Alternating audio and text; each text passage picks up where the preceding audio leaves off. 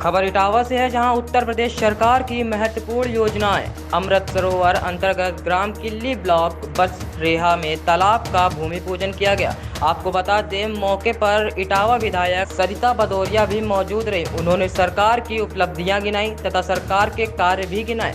इटावा से अभिषेक सविता की खास रिपोर्ट। अमृत सरोवर के भूमि पूजन के अवसर पर कार्यक्रम में उपस्थित बसरेहर मंडल के अध्यक्ष भाई नरेंद्र उपाध्याय जी, हमारे वरिष्ठ नेता आदरणीय रामचंद्र गुप्ता जी, आदरणीय श्याम चौधरी जी, बहुत ही सम्मानिता यहाँ की प्रधान हमारे केसर की माता जी हैं, माता जी बसरेहर ब्लॉक का काम देख रहे सम्मानित पीटी साहब, गांव में हमारे बहुत ही सीनियर कार्यकर्ता आदरणीय किशोरी जी, आदरणीय बलराम राजपूत जी, हमारे चित्र भवन के डीलर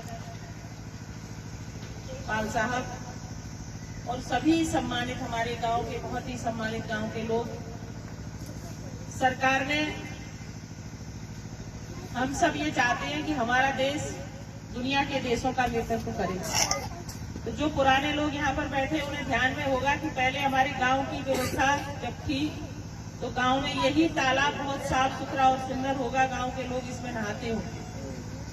लेकिन धीरे धीरे हमारे ही कारण, कोई और तो गंदा कर नहीं गया, हमारे ही कारण हमारे जो भी गांव के अंदर तालाब थे उन सब की व्यवस्था बिगड़ी, गंदगी के कारण, हमारी लापरवाही के कारण।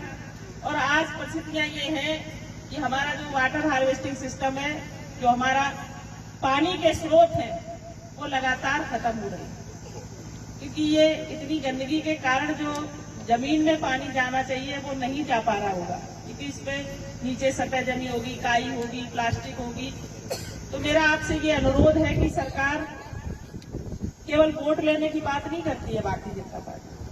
भारतीय जनता पार्टी ये कहती है कि हम सरकार बनाने के साथ साथ समाज बनाने की भी बात करें। और जब हम समाज बनाने की बात करेंगे तो समाज से प्रदेश और प्रदेश से देश, और देश हमारा इतना आगे जाएगा कि हमारा भारत दुनिया के देशों का नेतृत्व करेगा, दोबारा विश्व गुरु के रूप में स्थापित। अब समाज कैसे बनेगा? अभी आपने देखा कि कोरोना के समय हमको ऑक्सीजन नहीं मिली और पूरे प्रदेश बल्कि पूरे देश में एक ऐसा वातावरण बना कि ऑक्सीजन की कमी के कारण बहुत से लोग खत्म हो गए। और ये स्थिति थी कि जिसके परिवार का व्यक्ति बीमार होता था वो अपना जमीन जायदाद बेचने के लिए तैयार था और कहता था कि हमें एक ऑक्सीजन का सिलेंडर आप दिलवा दीजिए। ये स्थिति थी। ऑक्सीजन के सिलेंडर की कोई कीमत नहीं थी, 80,000, 85,000, 5,000 भी हो सकता था, फ्री में भी मिल सकता था। और ऑक्सीजन सिलेंडर के अंदर क्या था? हमारे सांस लेने के लिए शुद्ध हवा, और तो कुछ था नहीं। अब उस हवा की इतनी कीमत है जो हमारे जीवन से जुड़ी हुई है। आप कल्पना करो कि आपके पास सब कुछ हो और आपको सांस न लेने दी जाए तो क्या आप जीवित रहेंगे? दुनिया का कोई भी व्यवस्था और वस्तु हमारे उपयोग में नहीं आ सकती अगर हमें हवा और पानी न मिले। दोनों हमारे जीवन से बहुत ही जुड़े महत्वपूर्ण हमारे जीवन के अंग हैं। हम लोग कहते भी हैं कि जल ही जीवन है।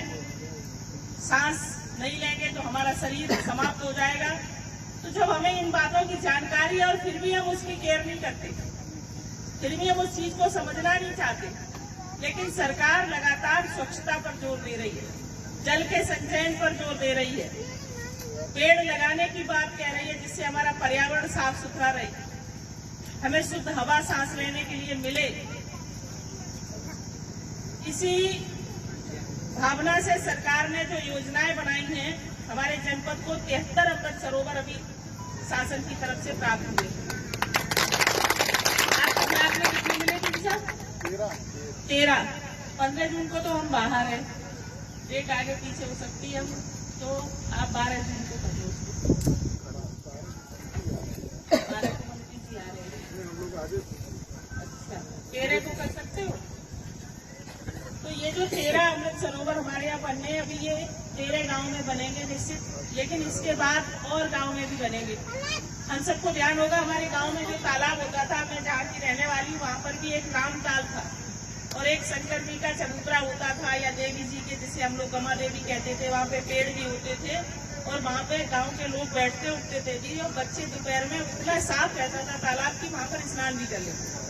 तो ये सारी व्यवस्थाएं हमारी बढ़ती हुई आबादी के कारण और बढ़ती हुई लापरवाही के कारण खत्म हो। आज सरकार भी उसी व्यवस्था की ओर हम सबको वापस लाने का प्रयास कर रही है। मैं ये बात इसलिए आपसे कह रही हूँ कि जो तालाब आपका बहुत बड़ा सा है, एक बार हम लोग इसकी सफाई भी कराएंगे, इसको पक्का भी कराएंगे। इसके आसपास वैसे तो पेड़ लगे, लेकिन और भी सुंदरता के कारण पेड़ भी लगाएंगे। मुझे लगता है यहाँ पर एक चबूतरा है ही, नहीं होगा तो हम लोग उसे बनवाएंगे भी। एक गांव के बीच में बहुत ही सुंदर स्थान अमृत सरोवर आपको सरकार के सहयोग से प्राप्त होने जा रहा है। लेकिन अब उसकी सुंदरता को बनाए रखने का काम तो आप सबका है ना। जैसे हमने गांव-गांव पिछली बार मिनी स्टेडियम बनवाए, अब मिनी स्टेडियम टूट गए, लोग पसीने फाड़ ले गए, पेड़ों में पानी नहीं लगाया गांव के लोगों ने। तो प्रधान जी भी यहाँ पर है, मेरा आप सबसे यही अनुरोध है कि जो अमृत सरोवर एक बार हम सब लोग बनाकर साफ सुथरा जल भर के उसको आपको देंगे, तो उसको मेंटेन आपको रखना। और आपको सौगंध खानी है आज इसके भूमि पूजन के अवसर पे कि एक भी कागज का टुकड़ा इस अमृत सरोवर के आसपास हम नहीं फेंकेंगे। अगर आपने इसमें कचरा डालना शुरू कर दिया, आपने गंदगी शुरू कर दी, तो दुनिया की कोई भी सरकार आपके गांव की व्यवस्था को संभालने में सक्षम नहीं है, क्योंकि आपका सहयोग चाहिए। जो पेड़ लगाएंगे उनमें पानी आप डालेंगे, इसको साफ सुथरा आप रखेंगे, आप कचरा भी डालेंगे, साफ रहेगा। और आपने सोचा कि क्या एक बार एक तसला डाल देने से कुछ बिगड़ेगा नहीं, और अगर पूरे गांव ने एक एक तसला डाल दिया तो तालाब खत्म हो जाएगा। आज देख रहे हैं उसकी स्थिति, कितना इससे प्रदूषण होता होगा, स्मेल आती होगी और मच्छर भी होते होंगे गाँव, और बीच गांव में है।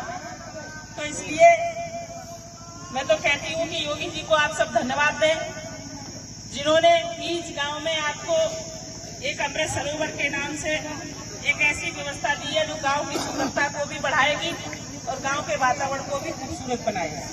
इसलिए ये अमृत सरोवर कितने दिन में बनकर तैयार हो जाएगा? कितने दिन में कंप्लीट हो जाएगा? क्या लक्ष्य है?